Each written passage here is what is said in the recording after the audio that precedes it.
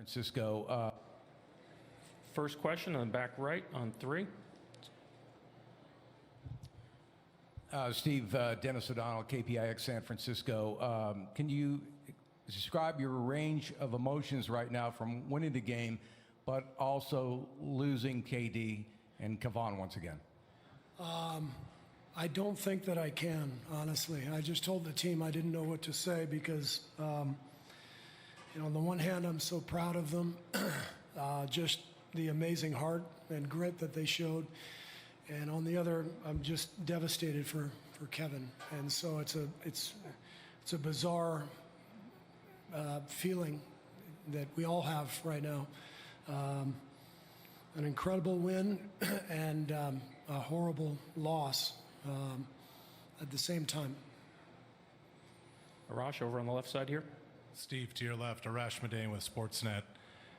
How many times have you seen the Stephen Clay show just take over a game and deliver when it's all on the line? I've been here 5 years, so I don't know, 100+ games times 5 years. I've seen it an awful lot. It doesn't happen every night, but it seems to happen most nights. They're amazing. They're amazing competitors, great shooters. Mark Jackson said it years ago. They're the best shooting backcourt of all time.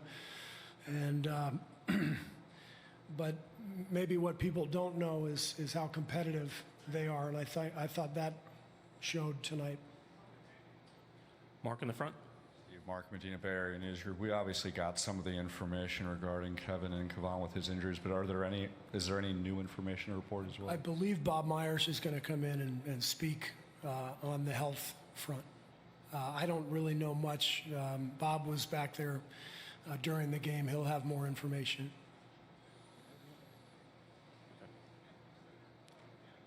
Go ahead. Anthony Snyder with The Athletic. Is there any regrets about bringing Kevin back into the series now that with what happened? Again, I'm going to leave that to Bob. Right over here, Dan. Steve, Dan Wenke with the Los Angeles Times. It looked like DeMarcus was not going to be in the rotation tonight, and then Kevin gets hurt. How critical were those 4 minutes from DeMarcus and kind of getting everybody back into the game after such a shocking thing? Yeah, I thought DeMarcus was fantastic tonight. He stayed ready. He didn't get the first call, for that second quarter run.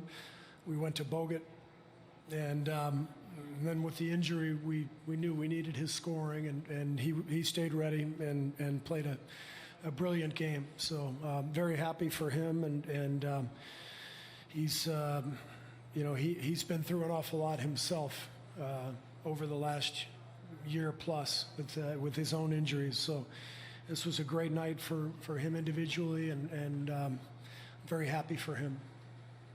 Again, over here in the same row. Steve, Brandon Hurley with the Carroll Times-Herald.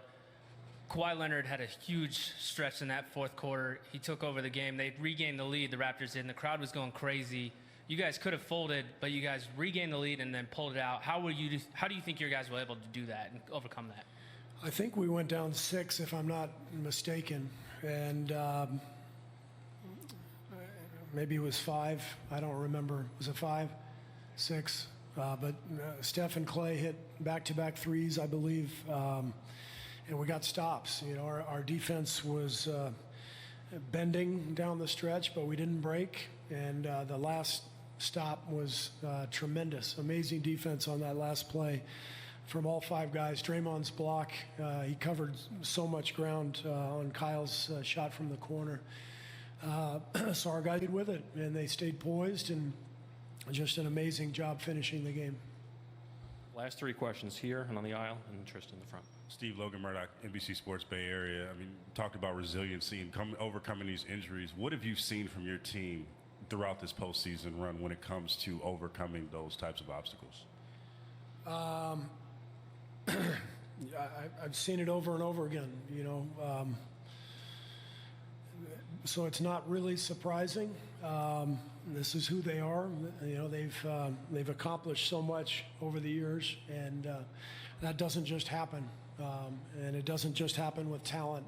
There has to be more that goes into it.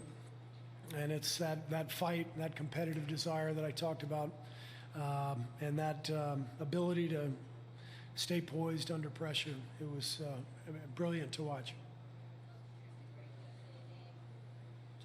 Hello. Trista Crick, USA Today. We talked yesterday about locking in and staying focused on the moment.